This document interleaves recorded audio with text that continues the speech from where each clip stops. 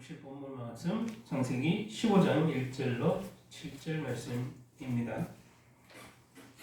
저와 여러분이 나누는 오늘 말씀의 제목은 믿음으로 의롭게 하심이라는 제목으로 말씀을 함께 나누도록 하겠습니다.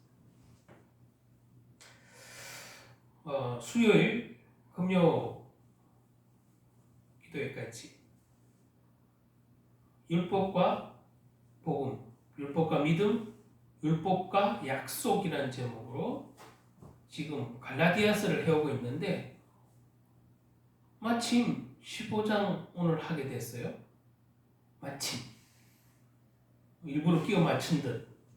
그래서 참 제가 준비하면서도 참 이어지는 연속성 안에서 설교가 정말로 너무 퍼즐이 맞듯이 딱딱 맞는 그런 느낌이 있습니다. 율법과 믿음, 율법과 약속. 수요일, 금요일 말씀이 그랬는데 오늘 이 말씀도 믿음이냐, 어떤 우리의 행위로서 의냐, 이거를 볼 수 있는 아주 중요한 말씀이에요. 그래서 그 연속성상에서 딱 수요, 금요 예배, 율법, 믿음, 율법, 약속 하신 그것을 딱 정리할 수 있는 아주 좋은 확실한 구절이다. 이렇게 생각이 들더라고요. 오늘 본문은 교회와 성도들이 알아야 할 성경의 가장 중요한 진리죠. 믿음. 이 믿음을 오늘 이 15장 1절에서 7절을 읽을 때에 믿음으로 의롭게 하신다는 사실을 정확하게 알 수 있어요. 믿음으로 의롭게 하신다. 그 당시에는 신약 시대가 아니죠. 당연히. 이 아브라함 되기 전이죠. 아브라함이라고 지금 나오죠. 아브라함. 자, 아브라함인데 아브라함에게 여호와의 말씀이 임해서 이제 증거되는 말씀인데 아브라함이 여호와를 믿으니 여호와께서 이를 의로 여기시고라는 단어가 오늘 7절에 분명히 그죠? 6절에 분명히 나와요. 여기에서 보면 아브라함이 믿음으로 하나님 앞에 의롭게 된다는 장면, 그 장면이에요. 그래서 의인은 믿음으로 말미암아 산다. 의인은. 그리고 바울이 13개의 서신을 통해서 쭉 하는 말, 과연 믿음이 먼저냐? 율법이 먼저냐? 제가 갈라디아서 지난주 금요일에 했죠. 믿음이 먼저냐? 율법이 먼저냐? 하나님의 약속이 먼저냐? 율법이 먼저냐? 율법은 태초의 인간에게 그 선악과 사건이 일어나면서 인간이 타락한 이후에 하나님이 사랑으로 일방적으로 주어진 그 언약, 창세기 3장 15절 여자의 후손이 남의 머리를 상하게 할 거다. 이 구원의 약속이 먼저 있었지 그 뒤에 430년 뒤에 있었던 모세의 율법이 먼저냐 이 말이거든. 갈라디아서에 분명히 그렇게 지난주 금요일날 예배 때 그 말씀을 붙잡고 선포했습니다. 그래서 그 말씀과 연장선에서 오늘 이 아브라함이 어떤 행위를 했기 때문에 의를 여기시다고 되어 있지 않고 하나님을 믿으니 그를 여호와께서 의로 여기셨더라 이렇게 분명히 말씀하고 있어요. 이건 심지어 무슨 순종의 액션조차도 취하지 않았어요. 사실은 액션, 우리가 그 순종이 큰 의미가 있다고 했는데 사실은 여기서 또 보면 액션을 취하기 전에 하나님이 그가 믿으니 의로 여기셨다 이런 표현이 있습니다.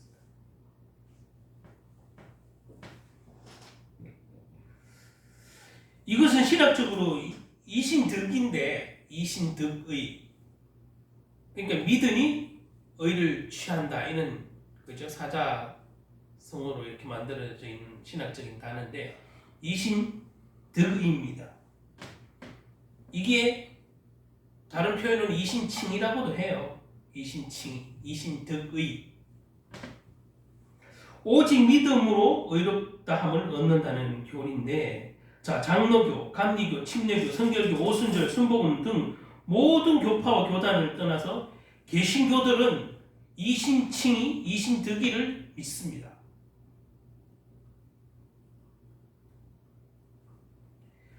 개신교회들의 프로테스탄트의 이 가톨릭으로부터 개혁한 이후에 이 개신교는 기독교의 공통적인 가치며 가장 믿음의 핵심인 믿음에 대해서 가장 중요하게 믿고 있는 교리인 거죠. 신학적인 교리. 과거 로마 가톨릭 교회는 이 성경의 진리를 믿지 않았고 믿음이 아니라 오직 행함으로 의롭다함을 받는다고 가르쳤어요. 그래서 종교적인 열심을 가르쳤죠. 가톨릭은. 구제도 뭐를 위해서? 구원을 위해서 열심히 구제하는 거예요. 전도도 뭐를 위해서? 구원을 받기 위해서 열심히 전도하는 거예요.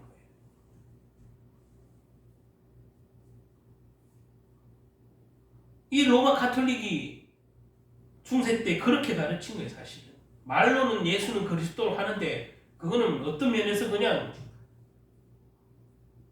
선포만 그렇게 하는 것이고 진짜 자기들이 구원에 그리스도도 믿고 의도 행해야 된다.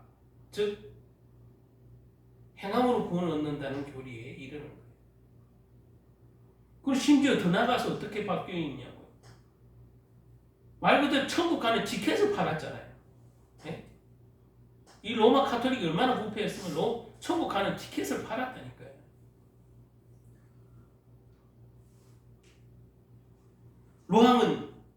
교황은 절대 실수하지 않는다.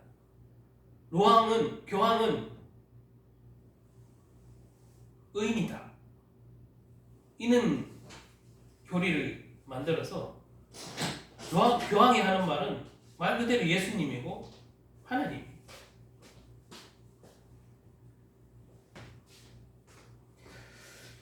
이 잘못된 진리를 가르치고 전파했어요. 이거로부터 마틴 루터가 신부였죠. 신부. 사제였잖아요. 사제. 성경 공부를 하면서 이 가톨릭 교리가 잘못된 것을 깨달은 거예요. 오늘. 사제들만 그때는 성경을 보고 있었죠. 절대 평신도들은 성경을 볼 수조차 없고 만질 수도 없어요. 어느 분이 얘기하실 텐데 그 당시 루터 시대에 사제들만 보게 했는 그것은 자기들만 선포할 수 있는 권리를 주장했지만 실질적으로 책에 대한 판권을 가지고 있잖아요. 그 책에 대한 성경책에 대한 이걸 독점하기 위해서 가지고 있는 거예요. 그리고 해석도 자기들만 해석하는 거예요. 평신도는 해석을 할 수가 없어요. 그것뿐만 아니라 이들이 그걸 꽉 쥐고 이 출판권을 가지고 있으면서 지금 환산해서 물가로 따지면 성경책 한 권이 2억이 넘어요. 2억이 넘는 거를 평신도에서 사서 볼 수 있어요? 사서 볼 수 없어요. 사고 싶어도 못 사요.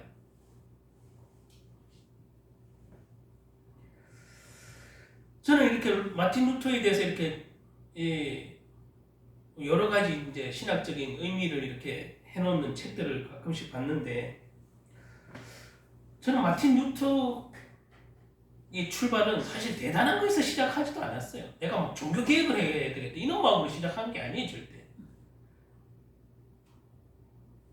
그냥 사제로서 성경을 읽고 묵상하다가 의인은 믿음으로 말미암아 살리라. 이 말씀 하나에 붙들린 바 되어서 야 가톨릭이 가르치던 게 잘못되었구나 정확하게 깨닫게 된 거예요. 다만 행위로 의인이 된다고 가톨릭은 가르쳤는데 오히려 성경책을 로마서에 보니까 의인은 믿음으로 말미암아 살리라 이렇게 되어 있단 말이에요.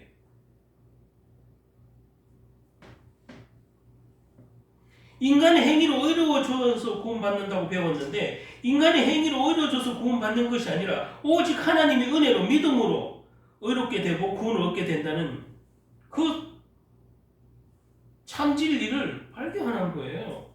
로마 가톨릭은 이런 마틴 루터의 주장을 이단 사상이라고 했어요. 당시. 그리고 그를 파문하고 그를 죽이려고까지 했는 것 여러분 다 알지 않습니까? 마틴 루터는 이에 굴러하지 않고 자기가 무슨 천부는 엄청난 개혁가로 나선 게 아니라 여기에 자기를 이단 사상으로 오는 죽음까지 내모는 여기에 하나님의 진리를 많은 사람에게 알려야 되겠다는 의지 때문에 어쨌든 여러 사람의 도움으로 종교개혁을 이루고 오늘날의 개신교회가 세워진 거예요. 오직 믿음으로 의롭다 함을 얻는다. 오직 믿음으로만 구원을 얻는다. 이 교리는 개신교의 신학적 핵심 교리이자 성경의 가장 중요한 진리. 이 교리 때문에 로마 가톨릭 그러니까 천주교가 개신교와 다른 길을 걷게 됐는데 그러므로 이 교리를 제대로 이해 못한다면 천주교와 개신교가 역사적으로 갈등을 경험하고 서로 다른 길을 왜 가게 됐는지를 알 수가 없는 거죠. 여기서 분리됐어요. 자, 천주교와 개신교 교리는 다른 점이 많이 있지만 이거 외에도 가장 중요한 차이점은 바로 이것이에요. 천주교는 행위, 자신의 공로와 선행으로 천국에 가고 개신교는 우리의 공로는 1도 필요 없고 오직 믿음으로 간다는 것이. 우리가 말씀에 순종한다. 이 얘기는 천국 가기 위해서 하는 거 아니에요. 자, 율법의 요구를 지키는 것은 율법 10계명 있는 것을 믿는 사람이 지켜야지. 예, 지키는 것은 좋은 것이에요. 지키려고 하는 의지도 좋고 결단도 좋은 것이에요. 그런데 그걸로 10계명을 지킨다고 해서 구원을 받는 건 아니에요. 오직 예수 그리스도를 믿음으로 말면 그거 외에는 없는 거예요. 우리가 교회에 열심히 나오고 열심히 기도하고 평생 하나님을 위해서 봉사와 헌신을 하더라도 예수 그리스도를 정확하게 모르고 안 믿으면 말 그대로 말짱 도루묵인 거예요.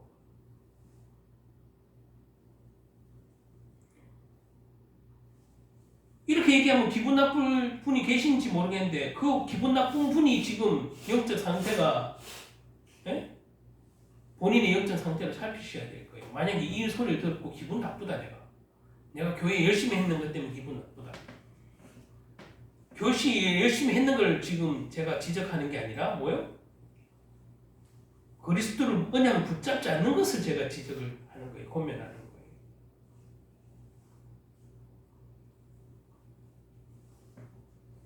우리는 오늘 아브라함이 이 이야기 속에 기독교의 가장 핵심적인 교리, 오직 믿음으로 의로움을 받는다는 이 교리가 어떻게 나오게 되었고 저와 여러분이 어떻게 적용되는지 살펴보기 위함이에요. 그래서 살펴보겠습니다. 자, 우선 이신칭의 교리가 제가 서론에 얘기했죠. 자, 믿음으로서 구원받는데 이게 상황적인 배경을 한번 살펴봐야 되겠죠. 상황적인 배경. 오늘 본문 배경은 아브라함이 318명의 사병을 거느리고 네 나라 그 연합군과 싸워서 이겼죠. 조카 롯을 구했잖아요. 그래서 승리했어요. 그 승리를 경험한 후에 시점이에요. 이 오늘 장면이. 하나님이 도우심으로 전쟁에서 4개 나라와의 전쟁에서 자기 사병들을 들고 이겼어요. 그래서 이 교만해져서 자기를 자만한 게 아니라 하나님이 나를 도왔다는 것을 멜기세덱을 통해서 알게 되고 멜기세덱에게 11조를 스스로 자원해서 바치기로 하고 그리고 내가 전쟁에 이긴 것은 내 힘으로 이긴 것이 아니라 하나님이 나를 도우셨구나 내 가병이 대단해서가 아니구나. 그걸 알게 된 거예요.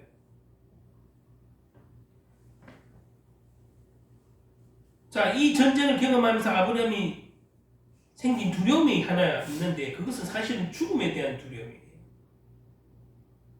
비록 전쟁에서 승리하였지만 사람과 사람 사이에 그 생명이 순식간에 사라지는 이 전쟁을 경험하면서 예? 아브라함 역시 자신도 언젠가는 어느 순간에 순식간에 죽을 수도 있겠다. 그런 거 경험 안 했겠어요? 전쟁이라는 건 내가 단 1초 뒤에 죽을지 모르잖아요. 전쟁이라는 것은. 아마 분명히 아브라함도 승리를 했지만 그런 죽음에 대한 또 다른 새로운 경험을 했을 거예요. 생명이 언제 죽을지 모르는구나. 순식간에 죽을 수도 있는 거구나. 그러면 이 두려움이 있을 거예요. 이런 생각을 하게 됐을 거예요. 한마디로 사람의 생명은 이슬과 같이 연약하다 라는 사실을 깨달았을 거예요. 수많은 사람들이 그럼 전쟁하면서 죽는 모습을 목격하고 자신도 언젠가는 그런 사람들과 같이 죽음을 맞이하게 될 거다라는 사실은 봤으니까 인간이면 다 느끼는 두려움이에요. 죽음에 대한. 그리고 비록 전쟁에 승리하였지만 적들의 남은 잔당들 세력이 다시 힘을 모아서 다시 자기를 쳐들어올까? 이렇게 생각할 수 있는 상황이. 첫 전쟁에서 기습으로 승리를 거두었지만 만약에 적이 다시 그 잔당들이 세력을 모아서 다시 전열을 가다듬고 자신을 공격해온다면 아브라함은 나도 오히려 역으로 죽을 수도 있겠다. 이런 죽음에 대한 공포는 두려움은 분명히 있을 거예요. 그런 상황이란 말이에요. 오늘 이 상황이. 이런 상황 가운데 아브라함은 더욱 낙심케 만드는 것은 내 친자식이 없다. 내 후손이 없다 이 말이에요. 내가 죽으면 이 가족들을 어떻게 하지? 이 재산과 하여튼 자기가 이룬 것들을 이 가족들을 어떻게 보호하지? 그런 생각했겠죠 당연히. 그래서 오늘 15절에 보면 전쟁이 이기고 난 다음에 자기 자신 얘기가 나와요. 이 얘기가 왜 굳이 성경에 등장했겠냐고요. 자신도 혹시 저들이 재공격을 했을 때 나도 전쟁에서 갑작스럽게 죽을 수 있는데 내가 이을 후사가 없으니까 자손이 없으니까 걱정되죠. 이 가족을 보호해야 되잖아요. 되죠. 그건 내 씨가 없는 거예요. 내 씨가 없으니까 이제 조바심이 생기는 거죠. 언제 저들이 다시 재공격할지도 모르겠는데 다시 조바심이 생기는 거예요. 그러니까 제가 서로를 말한 것처럼 죽음의 공포를 현장에서 한번 목격하니 더 대실이 시급히 필요한 거죠. 그렇잖아요. 저 같아도 똑같을 거예요. 내가 오늘 내일 한다고 치면 내가 자식이 한 명이라도 내 새끼가 없으면 이 가족과 우리 가족들은 어떡하지? 그런 책임감도 있잖아요. 책임감. 그런 조바심도 있잖아요. 사람의 생명이 언제 어떻게 될지 모르는 것이 인생인데 나는 내 뒤를 이을 아들이 없구나. 이것이 아브라함의 두려움의 이유고 걱정의 이유였어요. 이러한 고민이 걱정으로 밤잠을 이루지 못하고 있을 때 하나님이 아브라함을 찾아온 거예요. 오늘 얘기는 1절 한번 보시기 바랍니다. 1절. 자, 이후에 여호와의 말씀이 환상 중에 아브라함에게 임하여 이르시되 아브라함아 두려워하지 말라. 나는 네 방패요 너의 지극히 큰 상급이니라. 하나님이 아브라함에게 나타나서 제일 처음 하신 말씀 뭐예요? 두려워하지 말라. 하나님께서 아브라함이 지금 뭐를 두려워하고 있는지 알고 있는 거죠. 그죠? 안 두려워하고 있는데 하나님이 야 두려워하지 말라 이렇게 했냐고. 두려워하고 있는 걸 알고 두려워하지 말라고 한 거예요. 그죠? 뭘 두려워했겠어요? 아까도 얘기했죠? 죽음에 대한 새로운 체험을 했으니까 자기도 언젠간에 또 다른 전쟁을 통해서 순식간에 죽음에 닥칠 수 있는데 내가 자식이 없구나. 이게 걱정이고 염려가 밤낮으로 되는 거예요. 자신의 죽음도 죽음이지. 그러니까 아브라함에게 나타나신 하나님은 아브라함아 두려워하지 말라고 하는 거예요. 아브라함아 두려워하지 말라. 나는 네 방패요. 너의 지극히 큰 상급이라. 자, 전쟁에서 승리했어요. 전쟁에서 하나님이 도우심을 받아 성취했는 것도 깨닫게 됐어요. 그럼에도 불구하고 다음에 따라오는 걱정. 또다시 전쟁이 일어나면 어떡하지? 또 다시 전쟁이 일어났을 때 내가 죽으면 이 가족은 또 어떡하지? 이게 이어지는 거죠. 근심 걱정이. 그걸 두려워할 수밖에 없었고 낙심할 수밖에 없어요. 일단 씨가 없다 표현이 나오잖아요. 아브라함을 찾아오신 하나님이 아브라함을 향해 말씀하신 거죠. 아브라함아 두려워하지 말라. 그러면서 하나님은 아주 놀라운 선언을 하죠. 나는 네 방패다. 너의 지극히 큰 상급이다. 자신의 생명이 언제 어떻게 될지 모른다는 사실 때문에 두려웠던 이 아브라함에게 적이 언제 자신을 공격해 올지 모르는 그런 상황 가운데 하나님이 아브라함에게 하는 말, 나는 네 방패다. 방패다. 방패는 언제 필요해? 전쟁 때 필요하잖아요. 그래서 또 다른 전쟁이 일어났을 때 그 죽음에 대한 공포도 있는데 오늘 선포하기를 하나님은 네 방패다 이런 표현을 써요. 그러면 앞으로 있을 전쟁도 내가 너와 함께 하겠다 선포겠죠. 방패다. 방패는 전쟁에 쓰잖아요. 평상시 방패 들고 다녀야 안 되잖아요. 여기서 하나님의 놀라운 선언인 거예요.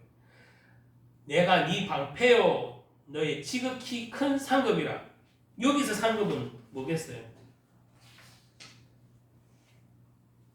네 상급이 되어줄 것이다. 그러니 염려하지 말아라. 이 말씀을 듣자 아브라함이 얼마나 큰 위로를 힘을 얻었겠어요. 환상 중에 하신 하나님의 말씀이지만 아브라함은 근데 자기 속으로는 마음속으로 가지고 있었던 가장 큰 고민이 그 씨에 대한 문제인데 자 이제 그러면 자손이 내 본처에서 날 것인지 내가 또 다른 아내를 얻어서 그 씨로 말미암아 날 것인지 이게 이제 궁금한 거잖아요. 그래서 하나님 앞에 솔직하게 털어놨잖아요. 난 자식이 없습니다 지금. 하나님 몰랐겠어요? 이 바로 자신의 고민을 확실하게 털어놓는데 바로 자식이 없다 이렇게 하나님 앞에 얘기를 하면서 과거 하나님은 고향 땅 갈대 우르에서 떠나 가나안 땅으로 들어갈 때 아브라함 자신에게 한 말씀을 다시 한번 말하죠. 너에게 큰 민족을 이루게 하신다는 약속을 하셨어요. 분명히 갈대 우르에 나올 때부터. 그런데 지금 가나안 땅에서 있는데 아직 내 자식이 없어. 또한 가나안 땅에 들어가서 이 땅을 자손에게 후손을 주고 아브라함의 후손의 후손들이 땅의 티끌처럼 많게 하신다고 하셨는데 아니 이게 무슨 약속은 했는데 언제 이루어진단 말이야? 난 내 자식도 없는데. 그런데 이제 아브라함은 자식을 낳을 수 없는 한계점에 이르렀어요. 아내가. 그죠? 사라가. 나이가 너무 많아. 인간적으로 보면 자기 본체에서는 나이가 많아서 아이를 낳을 수가 없어. 근데 하나님은 분명히 갈대아 우르에서 네 자손이 큰 민족을 이루고 땅의 티끌처럼 많게 하신다는 약속은 어떻게 된 겁니까?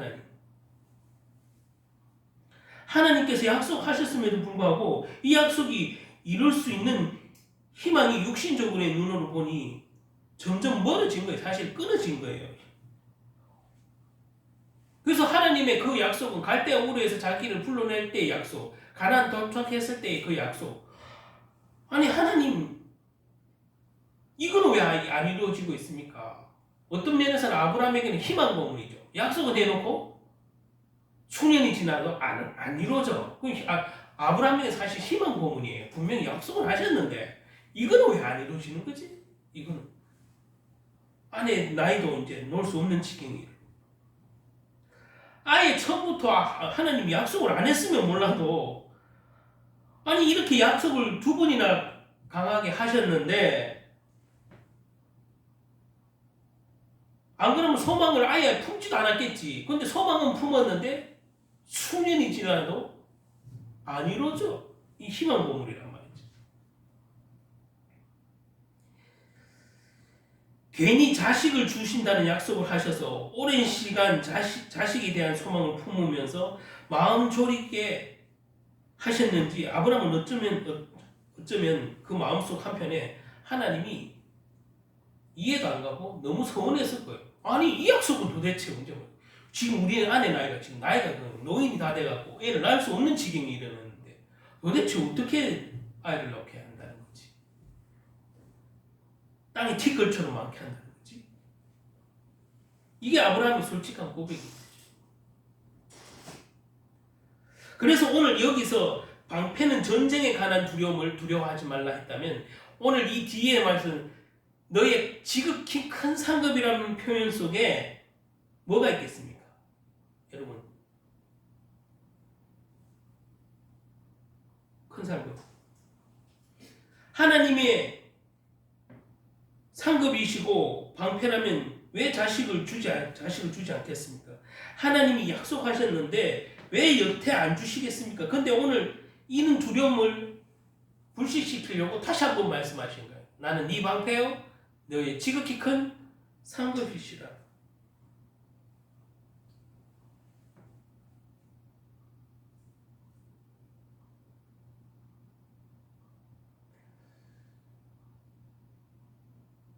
우리가 구약에 보면 태의 열매는 하나님의 상급이라는 표현이 있죠. 그래서 자식이라는 것, 후손이라는 것은 하나님께 상급받을 만한 하나님께서 주신 선물이며 또한 하나님께 영광을 돌릴 큰 상급이에요. 그래서 다시 한번 각인하는 거예요. 내가 너를 갈대아 우르에서 불러냈을 때의 약속을 생각해? 내가 이룰 거야. 그 얘기를 오늘 한 번 더 얘기하는 거예요. 아브라함이 이렇게 말하죠. 아브라함이 또 이르되 주께서 내게 씨를 주지 아니하셨으니 내 집에 길린 자가 내 산속자가 될 것입니다. 여호와의 말씀이 그에게 임하여 이르시되 그 사람이 내 상속자가 아니라 내 몸에서 날 자가 네 상속자가 되리라 하시고 현재 아브라함의 상태로서는 친자식이 없어요. 자식을 낳을 수 없어요. 쉽게 말하면. 어찌 보면 이렇게 말 그대로 불가능한 거예요. 아내가 90세가 넘었는데 이게 말이나 되겠습니까? 아니 자신이 이때가 나이가 90세예요. 아내가 70세가 넘었어요. 자신이 90세가 넘었고 아내 사례가 나이가 70세가 넘은 상황인데 이게 현실적으로 불가능하죠. 이렇게 자식이 가지게 된 어려워진 상황에서 하나님이 또다시 아브라함에게 희망 고문과 같은 말씀을 또 하셔. 여태 그렇게 지내왔는데 내가 반드시 너에게서 자식을 줄 것이라. 그 자식이 너의 후사가 되고 상속자가 될 것이라. 이렇게 말하는 거죠. 저와 여러분 같으면 어떻겠습니까? 저 같아도 사실 안 믿길 거예요. 그동안에 십수년을 그 약속을 믿고 갈대아 우르에서 나와서 가나안까지 와서 가나안에서도 또 약속을 하셨는데 지금 이 상황까지도 아내가 70이 넘는 상황에 왔는데도 하나님은 그거에 대한 응답은 안 해주셨는데 어떻게 또 믿으라고 하시는 건지 또 환상 중에 나타나셔서 말씀하시는데 그냥 겉으로는 네 믿겠습니다 하겠죠. 어떤 면에서 하나님이니까 네 믿겠습니다 하겠죠. 그 속으로는 말도 안 돼, 말도 안 돼, 불가능해, 불가능해. 말도 안 되는 소리 하지 마세요, 하나님. 뭐 그는 속으로 할 수 있는 말일 수 있겠죠. 또 방금 말한 희망 고문이라는 단어처럼 하나님 저에게 쓸데없는 희망을 주지 마세요. 아내가 나이가 70이고 저는 90세예요. 저와 여러분이 똑같은 상황이면 어떻게 생각하겠습니까? 겉으로는 아멘, 예, 믿겠습니다 해놓고는 속으로는 하나님 택도 없는 소리 하지 마세요. 말이 돼요, 그게? 저한테 희망 고문하지 마세요. 괜히 저를 위로하려고 하지 마세요. 뭐 이렇게 또 속으로 생각할지도 모르겠어요. 그런데 아브라함은 오늘 어떻게 했어요? 5절, 6절 다시 한번 보시면 5절, 6절. 자, 그를 이끌고 밖으로 나가 이르시되 하늘을 우러러 묵뼈를 셀 수 있나 보라. 또 그에게 이르시되 네 자손이 이와 같을 것이라. 6절. 아브라함이 여호와를 믿으니 여호와께서 그를 의로 여기시고. 이게 핵심이에요. 자, 기독교의 핵심이라고 부르는 교리상에 이신칭의, 이신득이라는 단어는 이 창세기 15장 6절에서 나온 거예요. 아브라함이 여호와를 믿으니 여호와께서 그를 의로 여기시고. 이 말에 아브라함이 뭘 행하니 라는 단어가 있어요, 없어요? 없죠. 하늘의 묵별을 봐라. 네 자손이 이 하늘의 묵별처럼 많을 것이다. 이 얘기를 오늘 밖으로 데리고 나가서 가르쳐 준 거예요. 근데 아니 하나님 속으로 희망 고문하지 마세요. 이렇게 생각할 법하고 그렇게 했을 건데 하나님이 밖으로 아브라함을 데리고 나가서 묵별을 보면서 저 하늘의 별처럼 네 자손이 그럴 거야. 이러니까 아브라함이 여호와를 믿으니 하나님께서 그를 의로 여기시고 이라는 말씀이 등장해요.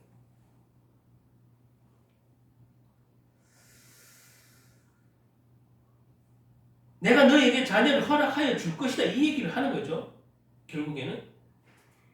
이렇게 말씀하셨고 아브라함이 그 하나님의 말씀을 그대로 믿었다는 얘기예요. 아브라함이 여호와를 믿으니 이 말 그대로 믿었다는 말이에요. 그럼 믿었다는데 그 믿음을 보시고 하나님이 아브라함을 의롭다 여겨주시는 것이에요.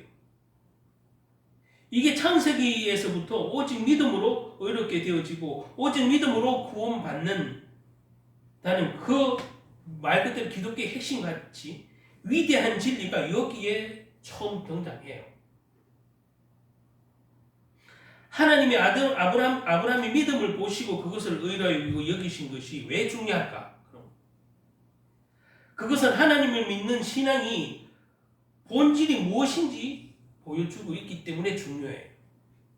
기독교의 신앙의 핵심은 한마디로 말해서 하나님을 믿는 것. 그런데 하나님을 믿는 것이 말처럼 쉽지는 않죠. 하나님을 믿는다고 말을 하는 성도들조차 하나님보다 더욱 믿고 의지하는 것이 많기 때문이에요. 사실 저와 여러분도. 특히 열심히 신앙생활을 하는 성도들이 가장 빠지기 쉬운 장애물이 뭐라고 하냐면 스스로 열심히 나의 공로가 되어버리는 게 문제예요. 믿음이 있는 게 아니고 내가 하는 그 열심이 나의 믿음인 줄 아는 거지. 열심은 믿음이 아니에요. 열심은 좋은 것이지만 믿음이 아니에요. 많은 성도들이 이는 착각에 빠지고 오히려 신앙생활 열심히 하는 사람. 저 신천지 봐봐요. 저 사람들은 하나님을 열심히 믿고자 하는 사람들이에요. 그리고 대부분 기성교회를 짧게는 몇 년에서 10년, 20년씩 다 다니는 사람들이에요. 저기서 불신자는 거의 없어요. 그렇다면 저들이 왜 그렇게 빠졌으라고 말했더니 그 열심에 빠진 거예요. 하나님을 열심히 알고자 하는 거예요. 그런 열심도 없고 아예 다 무관심하면 저 사람들 말에 애진하게 기울이지도 않아요. 그런 거 나 안 믿어 이러면 되는 것인데 뭔가 기성교회를 비난하면서 자기들은 굉장히 거룩하고 하나님이 깨끗한, 쉽게 말하면 하나님이 기뻐하시는 교회처럼 잘 포장된 얘기들 하는 거지. 그러니까 열심히 이 교회는 다르겠지. 그러다가 어느 날 여기만 진짜다. 여기만 구원받는다. 신천지에 와야만 구원받는다. 이렇게 되는 거죠. 자, 이 열심이 나쁜 건 아닌데 열심이 믿음이 아니라는 사실은 저런 이단 사이비를 봐도 알 수 있는 거예요. 하나님을 믿지만 그래도 뭔가 부족해. 하나님을 아무 이유 없이 나한테 잘해줄 리도 없고, 하나님이 나한테 내가 하나님께 잘 보이는 게 없는데 하나님 나에게 무슨 응답을 해줄 것이 없다고 생각을 하는 거예요. 이런 생각과 마음이 자꾸 스스로 뭔가 해서 하나님을 기쁘게 하려고 하는 거예요. 뭔가 해서, 그게 행위적으로. 근데 히브리서 말씀 오늘 성시교독도 했지만 믿음이 없이는 하나님을 기쁘게 하시지 못한다고 했어요. 근데 그 믿음이 뭘까요? 그 믿음이라는 아는 내용 안에 그리스도 외에는 없는 거예요. 즉 하나님이 기뻐하시는 믿음은 뭐예요? 그리스도를 아는 믿음이에요. 저와 여러분의 행위가 아니에요. 근데 우린 자꾸 생각하기에 내가 이런 이쁜 행동을 하면 하나님이 나를 축복해 주시겠지. 물론 부모 자식 간에도 이쁜 행동을 하면 이쁜 자식은 이쁘다고 칭찬하고 좋아해요. 그럼 맞아요. 맞는데 여러분 그렇다고 해서 속썩이는 자식이라고 저놈 속썩인 자식 그냥 내버려뒀어. 호접하네. 우리 인간처럼 크는 하나님은 아니에요. 하나님은 그 속속이는 자식도 구원받기를 원하는 거예요. 그래서 예수님이 하신 비유 중에 탕자 비유는 그래서 있는 거예요. 자, 속속이는 자식. 부모랑 아무 상관없이 부모 싫다고 부모 재산만 바래서 재산 상속을 미리 받아서 나갔던 그 탕자가 뭐가 이쁘다고 사실은. 행위로 봤을 때 뭐가 이쁘다고 기다리냐고요. 돌아왔을 때 뭐가 이쁘다고 혼을 안 내고 축제죠. 지금으로 보면 잔치를 벌이겠네요. 아니 혼을 내야지. 돌아왔으면 정신을 차리라고.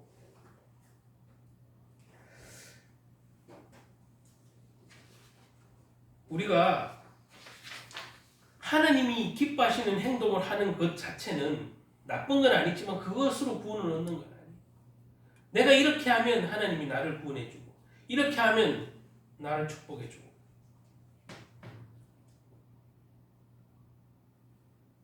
이 정도면 하나님이 나를 좋아할 만하시겠지, 이 얘기거든.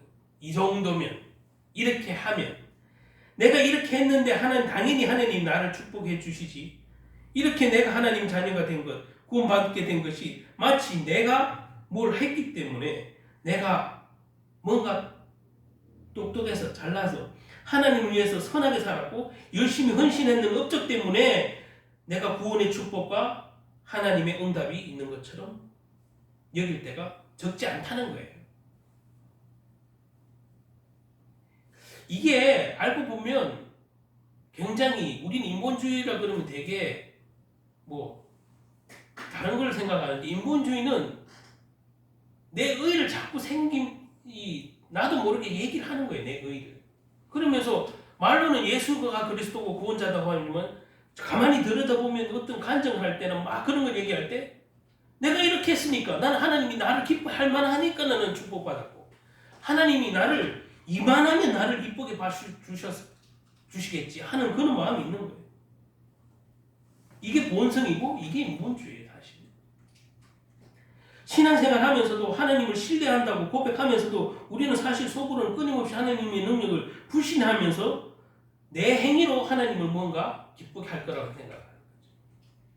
하나님의 능력을 불신하면서 어떻게 내 행위로는 하나님을 기쁘게 한단 말입니까?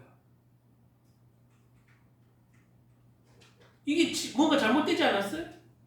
하나님의 능력을 불신하는데 내 행위로 하나님을 기쁘시게 하다니요. 이 모든 인간은 원래 죄인인데요. 완전할 수 없는데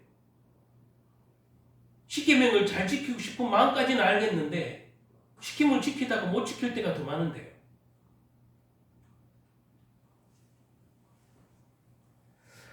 아브라함에게도 자랑할 만한 선행과 업적이 없었던 게 아니에요.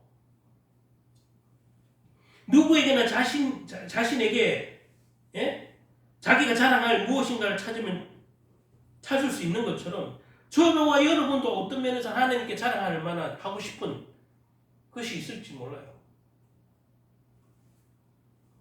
아브라함 자신이 생각했을 때 나는 잘못한 거는 빼고라도 잘한 거를 하나님께 자랑스럽게 내놓고 하나님 나 이만하면 잘했잖아요. 할 수 있는 거죠. 근데 그게 구원 얻을 만한 행위냐 이 말이에요. 구원 얻을 행위는 아니에요.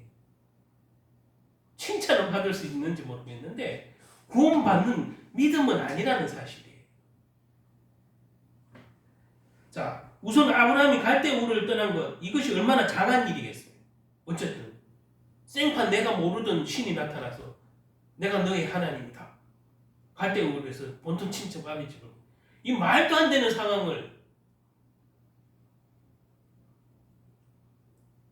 어느 날 창조주라는 분이 나타나셔서 본토 친척 아비집까지 버리고 이 고향 땅을 떠나게 할 때. 근데 이것을 어쨌든 그 말대로 행한 이 아브라함 이것만 봐도 사실 믿음이 이제 막 애기와 같은 아브라함에게 이것을 결단하고 실행에 옮기는 것만 봐도 아브라함은 정말 장한 일을 한 거예요. 갈대우르를 떠난 것. 하나님이 말씀하시니까 그냥 말씀에 순종한 거예요. 그러니까 여기도 히브리서 말씀에도 있지만 그가 어디로 가야 할지 순종하긴 하지만 알지 못하는 미지의 땅을 향해서 가는 거예요. 그러나 이 사건을 통해서 아브라함이 하나님께 어렵다고 하시지 않았어요. 이거를 내가 사실 칭찬받을 만하고 하나님이 어렵다 해줄 만한데 이 성경을 들여다보면 이 갈대우르를 떠나는 자체를 너를 의로운 아브라함아 이렇게 말한 적이 없어요. 근데 오늘 여기는 아무것도 안 했는데 그냥 믿은 그 말씀을 믿으니 의로 여기시고는 표현했어요. 아니 갈대우르는 실제 행위를 했잖아요. 액션을 취했는 건데 그거는 의로 여기시고라는 단어가 등장 안 해요. 근데 여기는 네가 네 자신이 무별처럼 될 것이라는 것을 아브라함이 믿으니까 여호와께서 의로 여기셨다는 표현이 있다. 자, 우리가 보기엔 갈대우르고 떠나는 믿음이 더 대단하는 것 같은데 그 결단이 행위가 더 대단한 것 같은데 그걸 의로 여기시다는 단어가 등장하지 않는다는 거예요. 중요한 것은 저와 여러분이 보는 관점이 다를 수 있다는 것을 이거 사건 하나만 봐도 하나님이 의로 여기시는 것, 사람이 의롭게 여기는 것은 다를 수 있다는 사실.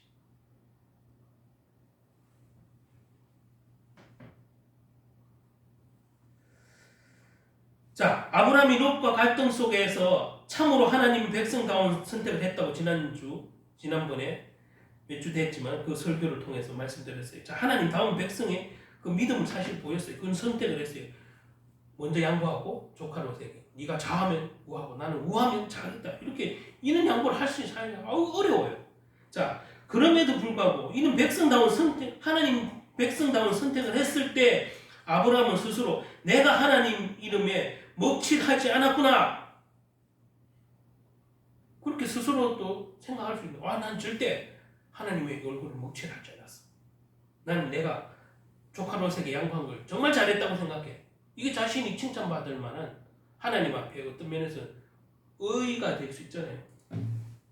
또 전쟁에서 승리를 거두었을 때도 그는 하나님께 영광을 돌리는 일을 실제 했어요. 제가 그래서 지난주 설교에도 그렇게 했죠.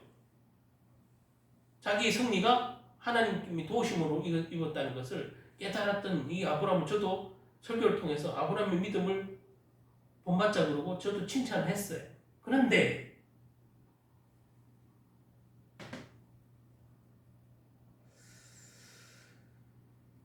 전쟁 이후에 멜기세덱에게 그가 승리의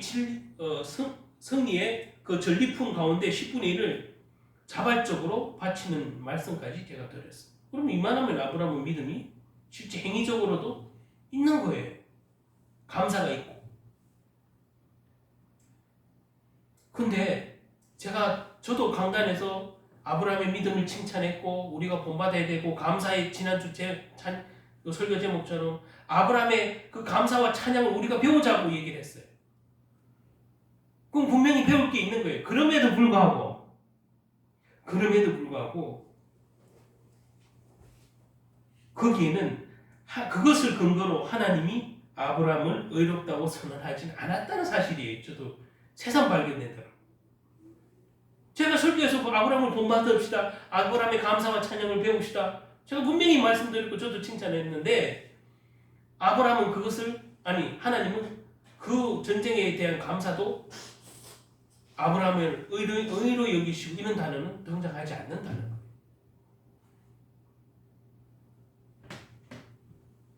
그런 선포를 안 했어요. 하나님. 아브라함이 이렇게 잘한 일이 있음에도 불구하고 하나님은 아브라함에게 너는 네 한 행동이 참 의롭구나 이렇게 말하지 않았어요. 여러분 그것을 주목해봐요. 저도 그런 말씀을 묵상하는데 그게 주목이 되더라고요. 왜 그랬지? 충분히 아브라함에게 너는 의롭구나. 네가 한 행동이 결단이 옳았구나. 그래서 나는 너를 의롭게 여긴단다. 이렇게 선언해 줄 만한데 그 얘기는 등장 안 해요. 만약 이런 사건들을 근거로 해서 하나님이 아브라함을 의롭다고 선언하셨다면 아브라함은 자기 자신을 자랑하고 싶은 유혹이 아주 컸을 거예요. 그봐 나는 하나님이 나를 인정하잖아. 이러면 가장 중요한 것은 믿음이 섰다 갈 때 넘어지는 걸 조심하라고 했다고. 아브라함은 아직 갈 길이 믿음이 멀어요. 그런데 하나님이 초반부터 말 그대로 칭찬을 막 해주면서 단순히 긍정의 힘을 불러줄 거라면 여러분 세상이 요즘에 유행하는 그 긍정의 힘을 주기 위해서 내가 막 하는 쪽쪽이 하나님이 칭찬했어. 의롭다고. 그러면 사람에게 뭐가 가장 일어날까요? 교만이 일어나요. 자기 의가 자꾸 들어가요. 말로는 하나님인데. 그래서 여기 아직도 이제 할 일이 많은 이 아브라함, 나이는 90세지만 할 일이 많은 이 아브라함에게 의롭다고 말하지는 그동안 안 했어요. 그 전쟁 승리했을 때도. 감사를 주님께 돌렸는데도 불구하고. 그런데 가장 아브라함이 나머지 하나 남았던 어느 고민, 자식이 없는 거예요. 후손이 없는 거예요.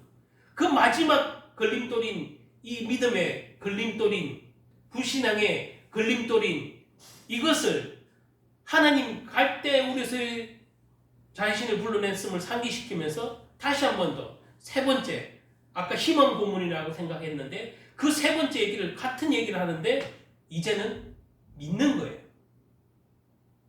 두 번째까지 희망 고문이었지. 내가 지금 90세고 아내가 70세가 넘었는데 말도 안 되라고 생각했는데 그동안엔 자기에게 희망 고문이었던 것이 다시 한번 갈대오르에서 자기를 불러냈다는 것을 하나님이 얘기를 해주면서 이 목별처럼 네 자손이 될 거라는 걸 다시 세 번째 선포하는데 비로소 여기에서 진짜 믿는다 이 말이에요.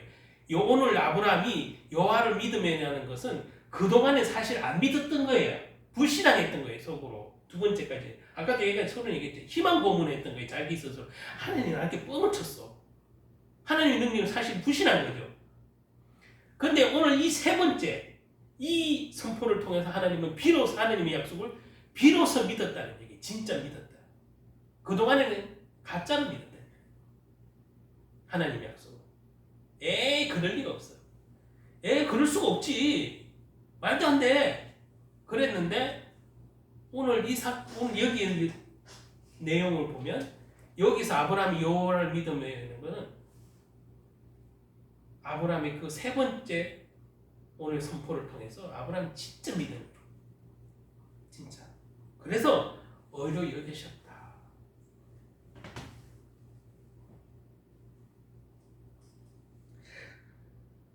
자, 그렇게 자랑하고 수 있었던 것을 하나님은 낮추시고 오늘 새삼 약속을 상기시키면서 네 자손들이 이렇게 많아질 거야. 무별처럼 많아질 거야. 그리고 네 씨라는 게 너희 집에 있는 아이가 아니라 너를 드디어 받을 자는 네 씨로 말미암아 놓는다는 것을 얘기했어요.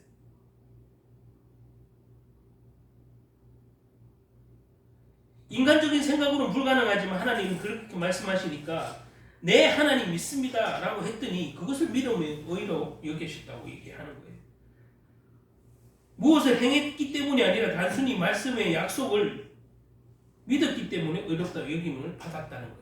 그래서 이제 이걸 이신칭의라는 기독교의 핵심적인 진리로 우리가 믿는 거예요. 자, 이 뒤에 또 실수하는데요. 그래도 믿음의 자녀니까. 그래도 실수하는데 실수도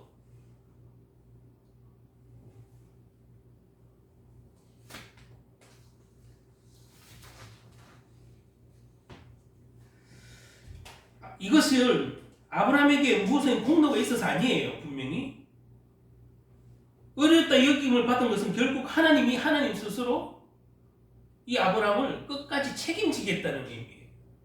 실수가 안 해서가 아니라 실수 또 할 거지만 또 얘가 사람이기 때문에 연약할 거 알지만 이제 내가 너의 진짜 주인이라는 것을 다시 한번 의로 여기신다는 것은 단순히 사람이 무슨 행위를 했기 때문에 의롭다 여김을 받는 게 아니기 때문에 다시 한번 하나님 내가 너의 주인이야 라는 걸 선포하는 거기 때문에 그죠?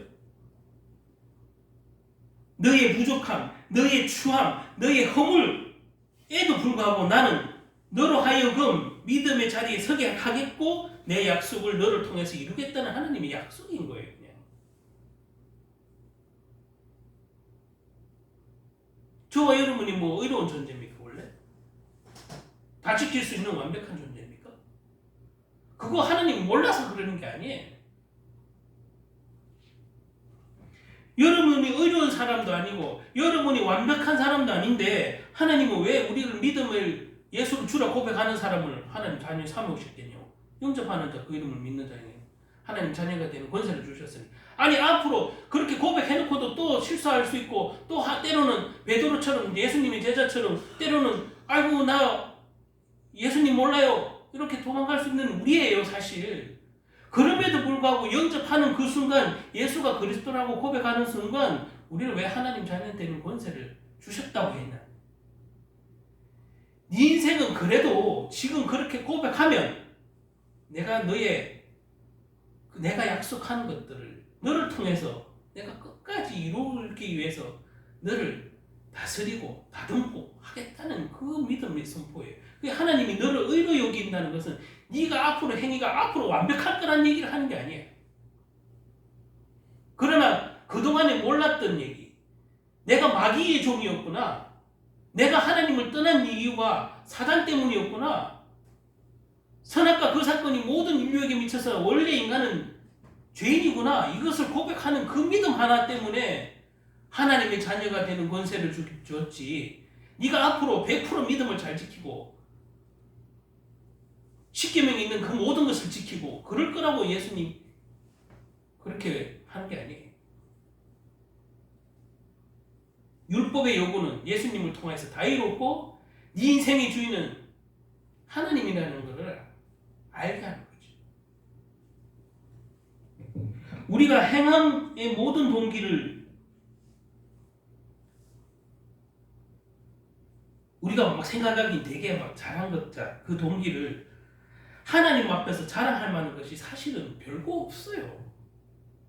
저도 마찬가지고 잘한 게 더 많겠어요? 못한 게 더 많겠어요? 탁 까놓고 얘기해서. 그러나 그 어떤 사람도 그 무슨 행함이 있어서 하나님 앞에 나는 완전합니다 말한다면 그야말로 그거는 가짜 하나님을 믿는 거예요.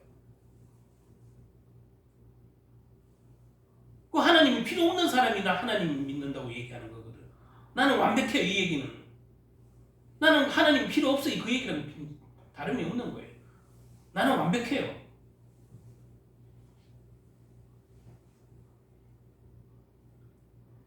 구원에 관한 그 어떠한 행위가 첨부되어서 할 수 없는 거예요. 그리스도 외에는 하나님께로 갈 자가 없는 거예요. 천하 인간에 구원받을 만한 다른 이름을 주신 적이 없다고 하는데 지금 이만희 같은 것을 믿는 것은 자꾸 처음에는 야금 좋은 얘기, 좋은 의의를 얘기하다가 점점 진리로 멀어진 거지. 처음에는 저들이 뭐 맞는 말을 하고 합리적인 얘기를 하는 거예요. 한국교회 나쁜 점, 한국교회 못된 목사들, 그런 거 쭉쭉쭉쭉 얘기하다가 공감을 얻는 거지, 쉽게 말하면. 근데 진리랑 점점 멀어지는 거지.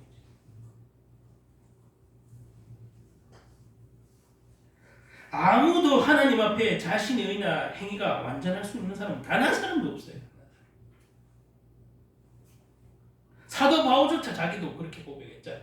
우리가 보기에 사도 바울은 예수님을 만난 이후에 거의 완벽한 전도자 같지만 사도 바울도 자기 자신을 항상 쳐서 복종시킨다고 말했고, 내가 수많은 사람을 전도하고 수많은 초대교회를 세웠지만 사도 바울의 마지막 고백은 뭔 줄 알아요? 내가 그 많은 사람들을 복음을 전해서 구원을 기로 인도했지만 내가 하나님 앞에 오히려 섰을 때는 자신의 구원이 탈락될까봐 걱정한다니까. 그만큼 자신에 대해서 철저하게 회개하던 자고 자신을 낮추던 자. 저와 여러분이 수많은 사람을 전도했다고 자랑할지 몰라도 오히려 내가 탈락할지 모른다는 그런 두려움과 떨림으로 신앙생활을 해야 되는데 자꾸 자랑만 해. 어느 순간에 하나님이 없는 거예요. 성경은 이렇게 선포하죠. 로마서 4장 3절 5절에 보면 성경이 무엇을 말하느냐? 아브라함이 하나님을 믿음에 그것이 그에게 의로 여겨진 바 되었으니 일하는 자에게는 그 삭시 은혜로 여기지 아니하고 보수로 여기지 아니하거니와 일을 아니할지라도 경건하지 아니한 자를 의롭다 하신 이를 믿는 자에게 그의 믿음을 의로 여기시냐. 여러분, 이게 핵심이에요. 로마서 4장 3절에서 5절. 자, 여기 다시 한번 짚어볼게요. 자, 일하지 않는 자를 싹을 준대요. 이게 부당하잖아요, 우리가 생각하기에. 자, 일하지 않는 자에게 싹을 주고 의롭다 하신, 경건하지 아니한 자를 의롭다 하신다. 이게 우리가 보기에는 택도 안 되는 불합리한 비상식적인 얘기란 말이에요. 아니, 경건하지 않는 자를 어떻게 의롭다 얘기한다는 거야? 이런 일이 있을 수 있어? 여러분, 이게 믿음이에요. 왜? 행위로 보지 않는다는 거거든. 자, 경건하지 않는 자를 의로 여기시는 것이 뭐예요? 죄인인 우리 인간을 그리스도로 말미암아 의롭다고 칭한 것이 그게 오늘 이 사건이라는 게 로마서의 얘기. 경건하지 아니한 자를 의롭다 하시는 이를 믿는 자에게 그의 믿음을 의로 여기시다니라는 분명한 표현이죠. 누구예요? 우리 누굴 통해서만 의롭다고 여기심을 받아요? 예수 그리스도를 통해서만이 의롭다 여기심을 받는 거예요. 하나님 앞에. 내 행위로가 아니에요. 우리가 하나님 앞에 의롭다고 받을 수 있는 유일한 방법, 예수 그리스도를 통하여 받는 거예요. 근데 예수는 싹 빠지고 만약에 내 행위 때문에 의롭다함을 받는다? 이게 이상한 거예요. 이게 이단이에요. 예수 그리스도 어느 날 싹 빠지고 내가 하나님 앞에 한 것 때문에 의롭고 구원받고 천국 갈 백성이라고 자랑하잖아요. 예수는 어디 가고? 예수 없이는 안 되는 거예요. 하나님 앞에 경건할 만한 일이 없는 거예요. 원래 인간은. 하루 일했는데 1,000,000원을 줬어요. 여러분 얼마나 감사하겠어요?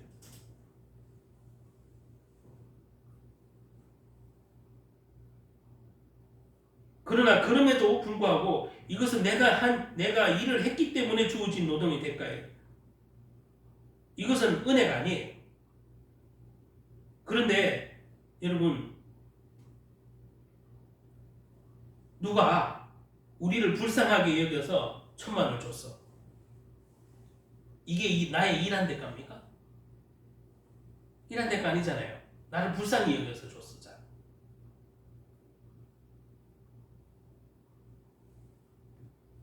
그것은 내가 일한 대가로 받는 것이 아니잖아요. 제가 뭐 아주 기초적인 우스운 간략한 초등학교 같은 비유를 들었지만 제가 이 비유를 왜 들었냐면 생각을 해보세요.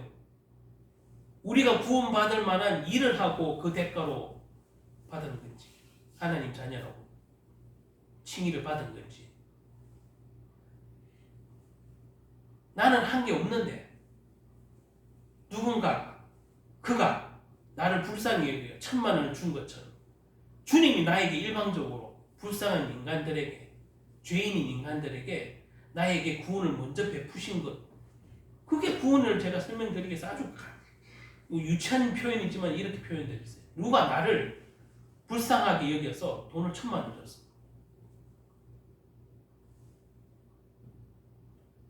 심지어 내가 동양하러 나갔어요. 구걸했어요. 아니에요.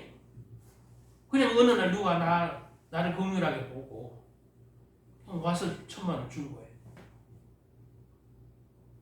여러분 한 행위 때문에 예수를 보내준 게 아니라 원래 인간은 하나님과 함께하던 존재였으면 그걸 회복하고자 나에게 오신 거예요. 그리스도. 우리가 구원을 위해서 아무 일도 하지 않은 거예요. 사실은. 그죠? 우리는 구원을 위해서 아무것도 한 게 없는 거예요. 그것 때문에 감사해서 하는 일이 있을 뿐 구원 때문에 감사해서 하는 일이 있을 뿐 구원을 얻을 만한 우리 행위는 아무것도 없어요. 그분이 일방적으로 약속해야 돼요. 창세기 3장 15절 여자의 후손을 보내줄 수 있다고 약속한 거잖아요. 보내달라고 아담이 빌었어요? 하와가 빌었어요? 아니에요. 구원은 이런 거라니까. 내 행위는 나는 아무것도 한 게 없는 거예요. 구원을 위해서. 그러나 그 구원, 그 긍휼함이, 그 사랑이 감사하고 감동돼서 하는 일뿐이에요. 그걸 우리는 헌신이라고 부르죠. 근데 그것은 뭐 자랑하기. 나중에 그게 점점점 커져서 아까도 말한 그리스도를 쌓아가지고 내 한 일만 하나님 앞에 의롭다고 자신을 막 하는 이게 속는 거예요.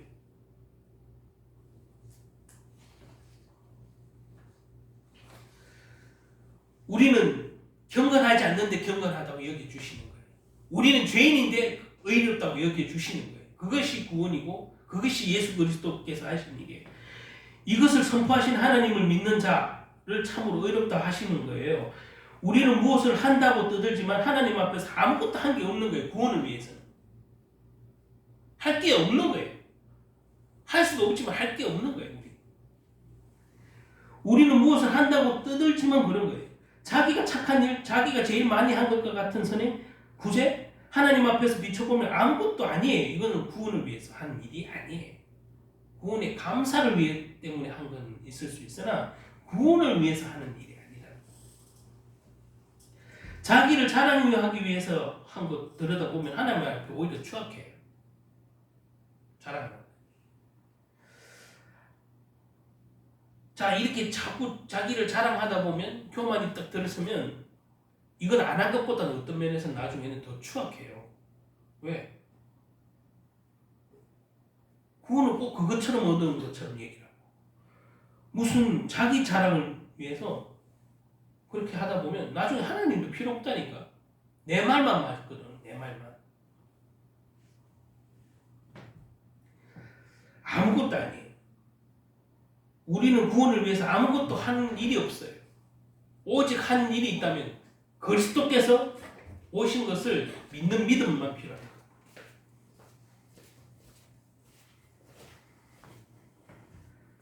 착한 일을 하지 말라는 얘기가 아니고 굳이 하지 말라는 얘기도 아니고 선교하고 전도하지 말라는 얘기도 아니에요. 좋은 일 하지 말라는 얘기도 아니에요.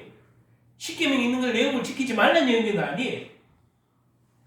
그러나 그것들을 다 한다고 해도 그거는 그리스도가 아니에요. 하나님의 참의, 하나님이 보내신 참 제사장, 참 선지자, 참 왕은 오직 그리스도밖에 없어요. 다시 한번 말하지만 천하 인간이 구원받을 만한 다른 이름을 우리에게 주신 적이 없는 일입니다. 그러나 구원받은 저와 여러분은 하나님을 위해서 헌신도 많이 하고 봉사도 많이 하시기 바랍니다. 이건 당연한 거예요. 구원받은 그 은혜로 말미암아 겸손한 응답일 뿐이지 구원의 조건이 아니라고 생각하셔야 되는 거죠. 여러분 하는 행위가 구원의 조건은 아니에요. 여러분이 주의할 것은 우리의 자랑이 점점 자라서 교만이나 자기 유익을 위해서 쓰여지는 것은 정말 잘못된 거예요. 믿음에서 떠나는 거예요.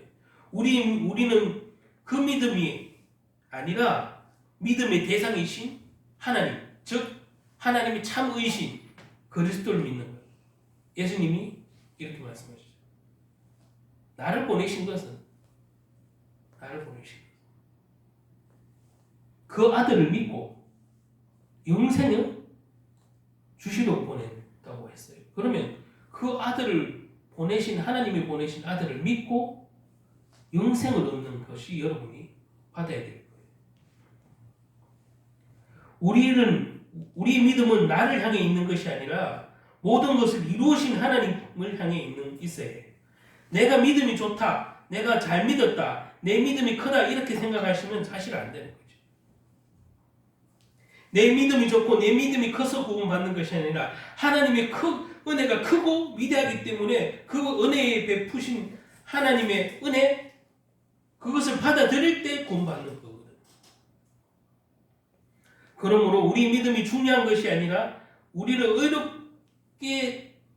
의로움이 되시는 하나님이 중요한 것이죠. 우리를 의롭게 여겨주시는 그 하나님의 긍휼함이 믿음의 대상이지, 믿음은 단지 하나님을 영접한다는 그 표현을 능가하는 거예요.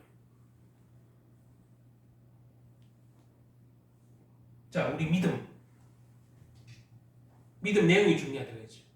믿음 내용은 그리스도예요. 하나님이 우리의 구원이시요 생명이시요 피시다. 이 하나님을 나를 구원하시려고 사람의 몸을 입고 종의 형체를 갖추고 이 땅에 오셨다. 이 예수님 나를 구원하시기 위해서 이제 모든 죄를 율법의 요구를 이루시기 위해서 십자가에서 돌아가셨다. 이 사단의 권세를 이기고 승리하신 정도로 부활하셨다. 하나님이 예수님을 통해 이 모든 일을 다 이루어 놓으셨는데 이 십자가 앞에서 우리의 행위가 있을 수 없는 거죠. 예수님이 하신 일이 구원의 일이지 여러분이 구원받을 만한 일을 한 게 아니에요.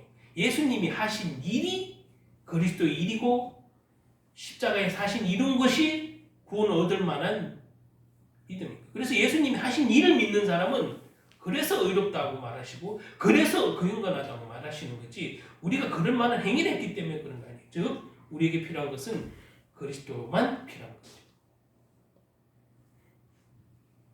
이렇게 하나님 앞에 범죄하고 나약하고 연약한 인간이 하나님 앞에 행위를 자꾸 뭘 내세운다는 것, 그걸 구원과 연관짓는다는 것, 어리석죠.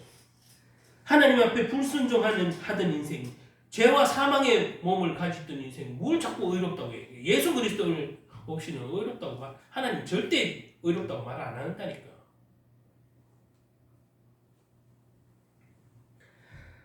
하나님이 이런 못난 행위를 하고 있는 나의 행위에도 불구하고 이 자리에 저와 여러분을 이끌고 오시지 않았냐고. 누굴 통해서? 그리스도를 통해서.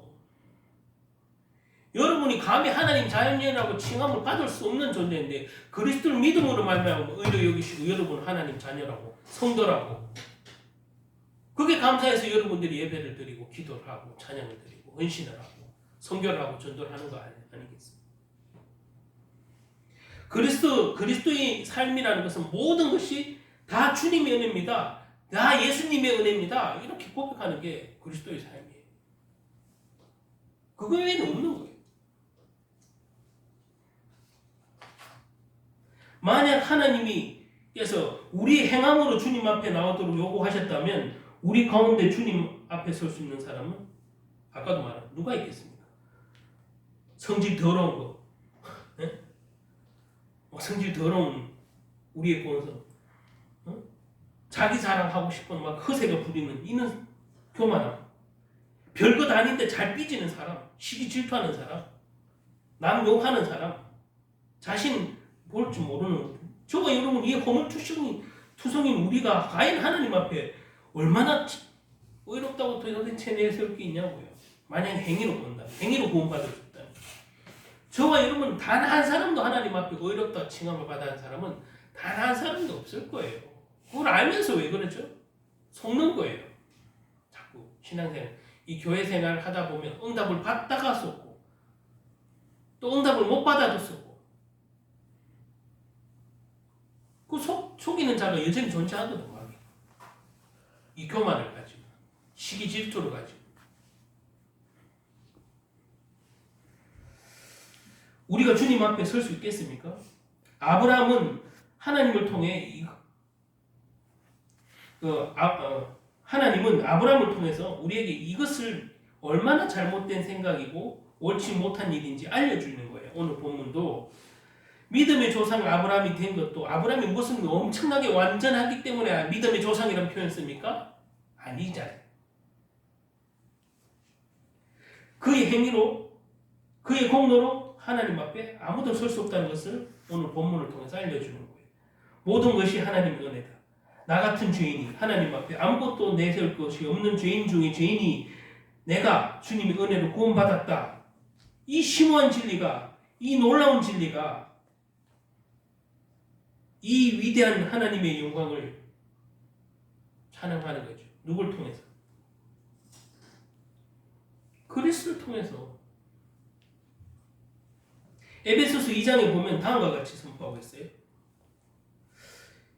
에베소서 2장 8절에 너희는 그 은혜로 인하여 믿음으로 말미암아 구원받았으니. 자, 분명하죠. 그 은혜가 먼저 나와요. 그 은혜로 하나님이 우리를 먼저 사랑하신 거예요. 그리스도를 통해서.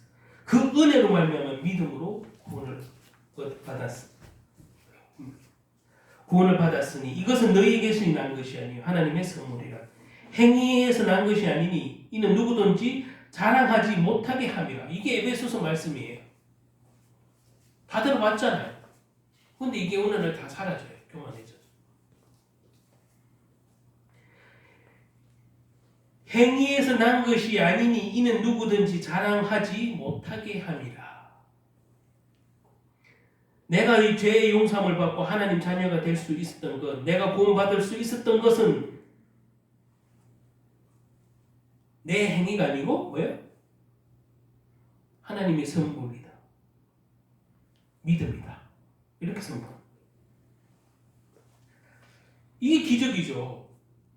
내 행위로 구원 안 받고 나의 믿음으로 구원받는다. 여러분 이게 얼마나 하나님 앞에 하나님이 우리 인간에게 베푸신 은혜겠냐고. 여러분 하나하나 행실로 따지면 처벌받을 게 더 많겠지. 칭찬보다.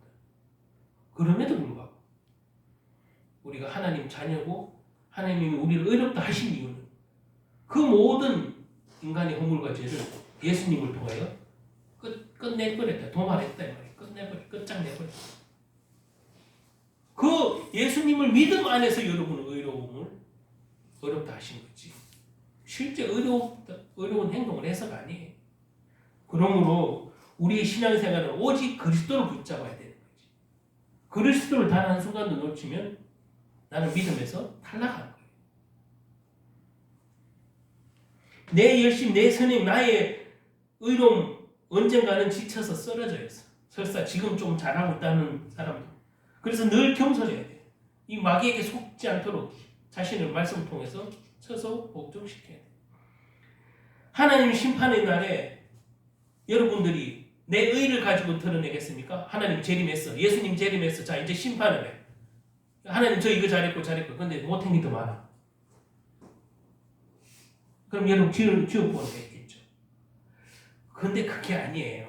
여러분들이 못한 게 설사 신앙생활하면서 더 많았을지라도 허물이 더 많았을지라도 그리스도를 믿는 믿음만 있으면 여러분은 천국이고 여러분 행위로 지옥을 보내는 게 아니에요. 그런데 성경에는 이 행위가 왜 또 강조되느냐 하면 그 얘기는 상급에 가는 얘기예요. 믿는 자는 믿음의 심판대에서 상급을 받고 그 행위대로 믿지 않는 자는 그 믿지 않는 것 때문에 이미 지옥에 가지만 지옥 안에서 또 심판이 기다리고 있는. 믿는 자는 의의 심판대로, 믿지 않는 자는 죄의 심판대로. 같은 심판대라도 달라요. 이게 계시록이 있는데 이걸 잘 모르시더라고요. 여러분, 믿는 자는 의의 심판대를 서 있는 것이고 믿지 않는 자는 그 자체가 죄이기 때문에 지옥의 죄의 심판대에 서는 거예요. 그냥.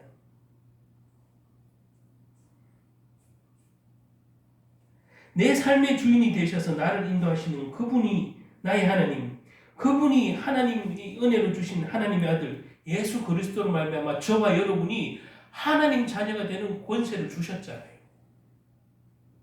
권세를 주신 것이 누구예요? 권세라는 단어 자체가 위에서 아래로 내려보내는 거예요. 내가 얻는 게 아니고 위에서 아래로 주는 거예요. 그러면 주님이 예수 그리스도를 통해 저와 여러분이 하나님의 아들이 자녀가 되는 권세를 주셨잖아요. 그래서 감사해. 항상 겸손해. 그리고 그 은혜에 보답하는 삶을 어떻게 살 것인가를 이제 우리는 고민해야 되고 그것이 성화의 삶이에요. 어떻게 보답하느냐. 그 은혜에 어떻게 보답하느냐. 그 보답의 가장 큰 1번이라면 전도겠죠. 선교겠죠. 나만 구원 받습니까? 나만 은혜 받습니까? 나만 선물 받습니까? 아니죠. 나누는 거죠.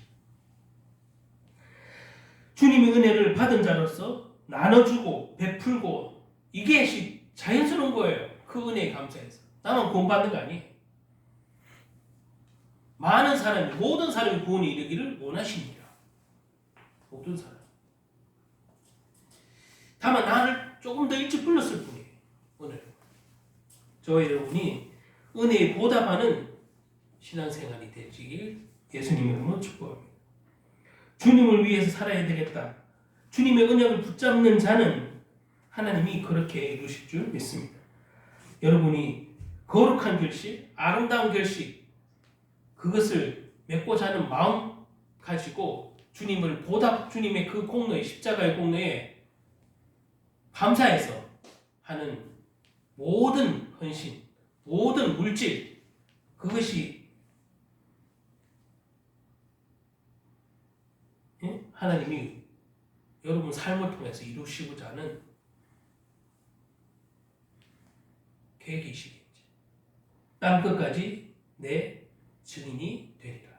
여러분 통해서 그 은혜의 보답을 땅끝까지 증인되는 그런 축복으로 함께 하시겠다고 약속하셨으니 저와 여러분이 그는 축복을 누리시기를 예수님으로 축복합니다.